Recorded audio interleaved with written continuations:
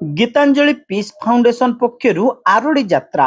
अमृतधारा वृद्धाश्रम 40 जन अंतेवासी को कराइले बाबा आखंडलमणि दर्शन।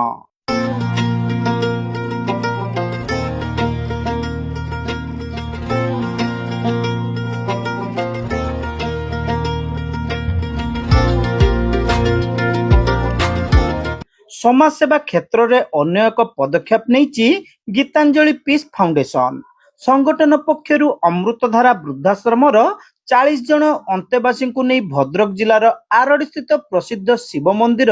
बाबा आखंडलमणि दर्शन यात्रा अनुष्ठित हो जाइछि। एही आध्यात्मिक पूर्ण आरडी यात्रा रे वृद्धाश्रम समस्त वयोज्येष्ठ व्यक्ति को अत्यंत भक्ति और श्रद्धार सह बाबा आखंडलमणि पवित्र दर्शन कराइबा सह सेमानकर सह भावपूर्ण समय अतिबाहित होइछि। प्रथमे सकाळु सकाळु चांदमारी पड़िया स्थित अमृतधारा वृद्धाश्रम अंतेवासी मानकु ऑटोरे उत्कल बालाश्रम पर्यंत अणा जाइथिला। सेठारु सेमानकर दर्शन यात्रा पई आरामदायक शीतताप नियंत्रित बस रे व्यवस्था करा जाइथिला। अंतेवासी मानकु श्रृंखलित दर्शन कराइबा सह प्रसाद सेवन सकाळ संध्या जलखिया सह समस्त प्रकार सुविधा करा जाइथिला। एही आरडी यात्रा कार्यक्रम को सफल करिबारे अमृतधारा वृद्धाश्रम प्रतिष्ठाता डॉक्टर सरोज कुमार महापात्र एवं सदस्य माने विशेष सहयोग करथिबारु फाउंडेशन पक्षरु सेमानंकु आंतरिक धन्यवाद प्रदान करा जाइछि। आजिर समय रे जो बुढ़ा बापा माँ मानकु समाज रे अणदेखा बा हतादार करा जाउछि से समय रे वयोज्येष्ठ बापा माँ मानकु भगवान कर दर्शन कराइबा सेमानक मन रे खुशी आनि दैछि बोली कहिसंती आश्रम अंतेवासी दुर्गामणि प्रमाणे आज जे आसीजु आम बहुत दिन आसिकी माने आश्रम वृद्धाश्रम रहीजु केउठी गोटे बुलिया को जीवा मन हुए किंतु से सुযোগ मिले ना। गीतांजलि माँ खाइबा को देते जाइए कहले खाइते देले तापर आम मेंबर मैनेजर कहले मेरे को बुलेवा को नहीं जाइछंती माँ को कौन माँ मैंने जी ठाकुर स्थान को घर आम बाबा माने आखंडलमणि देखी ना शुणीचु बहुत दूर तो आम घर जीव आमर कहले हाँ मेम्बर मान सहित जोगाजोग करके आज ये माँ घिनिकी आमको आसछंती बहुत खुशी घुरुचु पूजा भी देले दर्शन कर हाँ दर्शन कर सारी दर्शन भोग खाई आसिलु बहुत खुशी आम मेम्बर मैंने भी समस्ते आसी। सेहीपरि दीर्घ दिन अंतेवासी मानकर इच्छा थिला बाबा आखंडलमणि दर्शन पाई हेले संभव होई पारु नथिला। गीतांजलि पीस फाउंडेशन तरफ अंतेवासी मानकु आखंडलमणि दर्शन कराइबा सह समस्त प्रकार सुविधा करिथिबारु आश्रम प्रतिष्ठाता डॉक्टर सरोज कुमार महापात्र और सदस्य प्रशंसा करबा सह धन्यवाद जणाइछंती। आमे समस्त मिसिक अमृतधारा वृद्धाश्रम जो चलेचु आमर मेंबर माने सब टोटाल कमिटी आमे एठा को आसछु देखो आमर जो मौसा मौसी माने अछंती सेमानकर बहुत आशा और स्वप्न थिला दीर्घ दिनरु सेमान केबे आसी पार नथिले एवं आमे भी एते व्यस्तबहुल समय भितर केबे आसिया पई साहस कर नथिलु जाहो आज गीतांजलि पीस फाउंडेशन तरफरु से आमे समस्त मिसिकरी सब मौसा मासी मानक एवं समस्त मेंबर मैंने आसी आखंडलमणि दर्शन कलु एवं बुलिकी विभिन्न प्रकार आयोजन मध्य करिछु एवं आहरी आगो को बढ़िया बढ़िया प्रोग्राम सब अच्छी आउ आम आश्रम तरफ अमृतधारा चैरिटेबल ट्रस्ट तरफ गीतांजलि पीस फाउंडेशन को अशेष धन्यवाद। मु अशोक कुमार पुरी सौदेफुंटा बालेश्वर अमृतधारा वृद्धाश्रम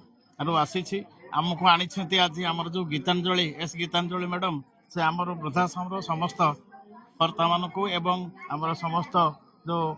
ये माने अच्छी वृद्धा एवं वृद्ध माने अच्छी समस्त को से आज आम पाक आनी जो आखंडलमणि दर्शन करवा एवं गाड़ी करी एसी गाड़ी करी एते प्रकार सुविधा करी जो आमको आनी एठी प्रसाद बंटन खइबा एवं जतिक टिफिन अन्य भल मत समस्त सुविधा करथिबा सेति आम तरफ एवं आम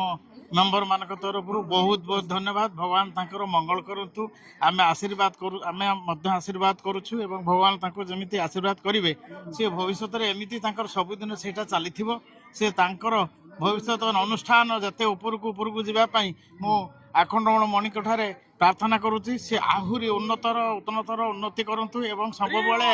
ଏମାନଙ୍କୁ ଆଣନ୍ତୁ ବିଭିନ୍ନ ସଂସ୍ଥାରେ ସମସ୍ତଙ୍କୁ ଆଣିକି ଏମାନେ ଦର୍ଶନ କରିଲେ ବହୁତ ଉପକୃତ ହେବୁ। ଏହି କାର୍ଯ୍ୟକ୍ରମର ମୁଖ୍ୟ ଉଦ୍ଦେଶ୍ୟ କେବଳ ଧାର୍ମିକ ଦର୍ଶନ ନୁହେଁ, ବରଂ ବୟସର ଅପରାହ୍ନରେ ପହଞ୍ଚିଥିବା ବୃଦ୍ଧ ବୃଦ୍ଧାମାନଙ୍କୁ ସମ୍ମାନ, ସ୍ନେହ, ଶ୍ରଦ୍ଧା ଓ ଆଧ୍ୟାତ୍ମିକ ଆନନ୍ଦ ପ୍ରଦାନ କରିବା। ବୟୋଜ୍ୟେଷ୍ଠଙ୍କ ସେବା ହିଁ ପ୍ରକୃତ ଈଶ୍ୱର ସେବା ଏବଂ ସେମାନଙ୍କର ଆଶୀର୍ବାଦ ହିଁ ସବୁଠାରୁ ବଡ଼ ସମ୍ପଦ ବୋଲି କହିଛନ୍ତି ଗୀତାଞ୍ଜଳି ପିସ୍ ଫାଉଣ୍ଡେସନର ଅଧ୍ୟକ୍ଷା एस गीतांजलि। सर्वप्रथम वृद्धा आश्रम अमृतधारा वृद्धा आश्रम रे आदरणीय डॉक्टर सरोज कुमार महापात्र महाशय को और तांकर समर्पित दल को मो गीतांजलि पीस फाउंडेशन तरफ धन्यवाद जनाऊँगी। आज यही पावन यात्रा तांकर